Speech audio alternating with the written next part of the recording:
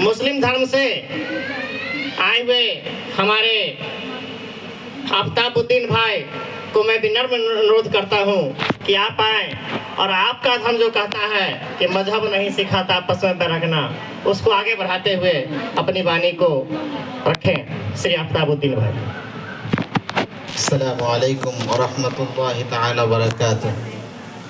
नहमदुहु तआला व नुसल्ली अला रसूलिहिल करीम। अऊज़ु बिल्लाहि मिनश शैतानिर रजीम। बिस्मिल्लाहिर रहमानिर रहीम। या अय्युहन नासु इत्तक़ू रब्बकुम इन्ना खलक़नाकुम मिन ज़करिन व उन्सा व जअलनाकुम शुऊबन व क़बाइला लितअरफ़ू इन्ना अक्रमकुम इन्दल्लाहि अत्क़ाकुम। वक़ाल नबी सल्लल्लाहु अलैहि वसल्लम अल मुस्लिमु यख़्वल मुस्लिम अन्नास अला नासी व कमा क़ाल अलैहि सलातु वस्सलाम। आज के मंचे उपविष्ट नाना धर्मेर धर्मगुरु, आज के सभार सभापति आरो सम्मानीय व्यक्तिवर्ग, आमार सम्मुखे उपविष्ट बयोज्येष्ठ बयोकनिष्ठ, आमार पक्ष थेके बा इस्लाम धर्मेर पक्ष थेके सकलके आमी अभिनंदन और शुभेच्छा जानाई। আপনারা সবাই দীর্ঘ প্রতীক্ষায় প্রতীক্ষিত হয়ে রয়েছেন। আজ এক বিশেষ ব্যক্তির জন্মদিবস উপলক্ষে আমরা সবাই একত্রিত হয়েছি। তিনি অন্য কোনো সাধারণ ব্যক্তি নন, তিনি হলেন সেই বঙ্গ সন্তান যিনি সারা বিশ্বকে আলো দিয়ে আলোকিত করেছেন। প্রকৃতপক্ষে দেখা যায় যে তার কাছে বিশ্বের যত ধর্ম আছে প্রত্যেক ধর্মই সম্মানের এবং প্রত্যেক ধর্মকেই তিনি সমান গুরুত্ব দিয়ে থাকেন। কেননা প্রত্যেক ধর্মই শেখান যে হিংসা, ঘৃণা, মারামারি, হানাহানি এগুলো না হোক। প্রত্যেক ধর্মই শেখান মানুষের মধ্যে ভ্রাতৃত্ববোধ, প্রেম এবং একে অপরের সাথে মিলে চলা। যদি আমরা একে অপরের সাথে মিলে না চলি, আমরা যে ধর্মাবলম্বী হই, আমাদের সেই ধর্ম কিন্তু কোনো কার্যকর হবে না।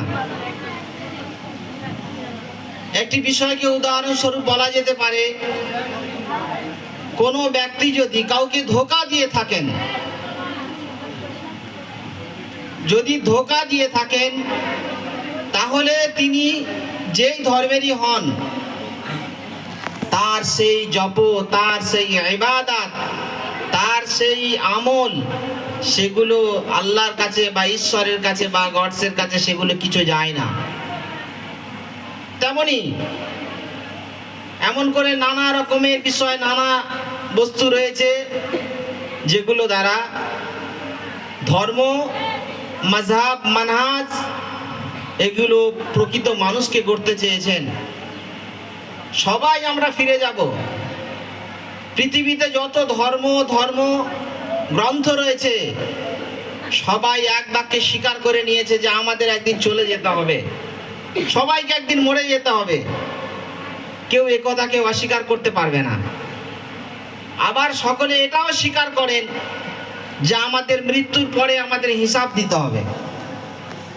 এবারে হিসাবের কি হিসাব? আমি দুনিয়াতে কি করে এসেছি,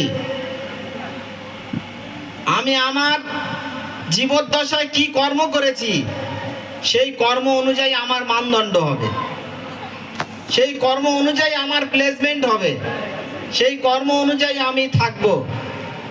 সেই জন্য প্রত্যেক ধর্মই বোঝায় যে মানুষ সত্য, মানুষ আগে সব ধর্ম মানবে, কিন্তু মানুষ হও আগে।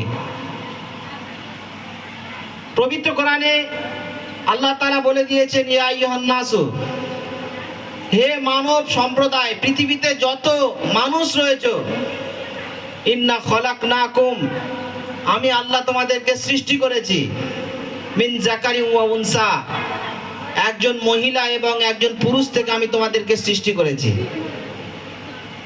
ওয়া জাআলনাকুম শুউবান ওয়া কাবাইলা, এবং আমি তোমাদেরকে ছড়িয়ে দিয়েছি, ছেড়ে দিয়েছি, বেটে দিয়েছি নানা রকমের ঘরে।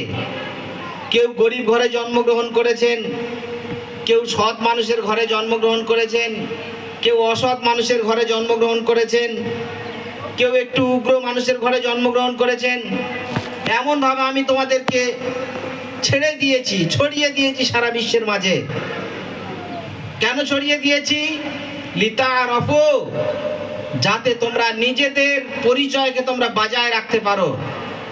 তুমি যে ঘরে থাকো না কেন, তুমি যে ধর্ম দ্বারা তুমি নিজের জীবনকে অতিবাহিত করো কেন, নিজের পরিচয়টা তুমি কেমন দিতে পারো, সেজন্যই আমি তোমাকে সারা ধর্ম, সারা বিশ্বে তোমাকে ছড়িয়ে দিয়েছি।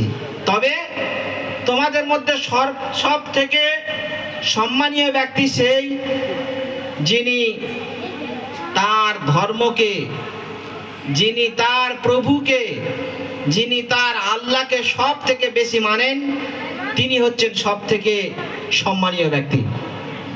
তো আজ আমরা যারা এসেছি, নানা ধর্মের মানুষের সমন্বয়, নানা পরিচয় আমাদের আছে, কিন্তু মূল কথা হলো যে আমাদের মধ্য থেকে সব থেকে প্রথম হিংসাকে সরিয়ে ফেলতে হবে।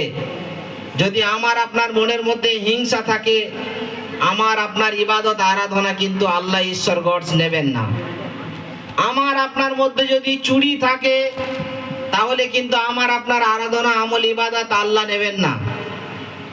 আমার আপনার মধ্যে যদি কারোর ক্ষতির মনোভাব থাকে, তাহলে আমার আপনার আরাধনা, আমার আপনার ইবাদত কিন্তু আল্লাহ নেবেন না। বড় দুঃখের বিষয়, দুঃখ করে বলা হয়, বলছি যে নানা জায়গায় আজকে আপনারা শুনে থাকবেন, জোর করে জয় শ্রীরাম বলানো হয়। জোর করে দু চারজন মানুষ জড়ো হয়ে গেল, তার ভিতরে একজন পুরুষ হোক আর একজন নারী হোক, একজন বাচ্চা হোক, তাকে জোর করে বলানো হচ্ছে। এটা আদেও কি কোনো ধর্মের কথা হলো? কাউকে জোর করে কোনো ধর্মের বাণীকে পাঠ করানো যায় কি? সে যে কোনো ধর্মের হোক। এগুলো মানবতায় বাধা, এগুলো মানুষ ধর্মের ধ্বংস, এগুলো আমার আপনার ভিতরে যে ক্ষোভ রয়েছে, ভিতরে যে হিংসা রয়েছে, ভিতরে যে পশুত্ব রয়েছে, আমরা উপর থেকে আল্লাহর নাম, ঈশ্বরের নাম, গডের নাম আমরা স্মরণ করলেও আমাদের ভিতরে কিন্তু এই পশুত্ব রয়েছে। তাই আমাদের এগুলো সরিয়ে দিয়ে মানুষকেই ভালোবাসতে হবে। আমাদের ইসলাম ধর্মে এক বিশেষ ব্যাপারকে বলা হয় যে তুমি পাপকে ঘৃণা করো কিন্তু পাপীকে নয়। পাপকে ঘৃণা করো কিন্তু পাপীকে নয়। কেন?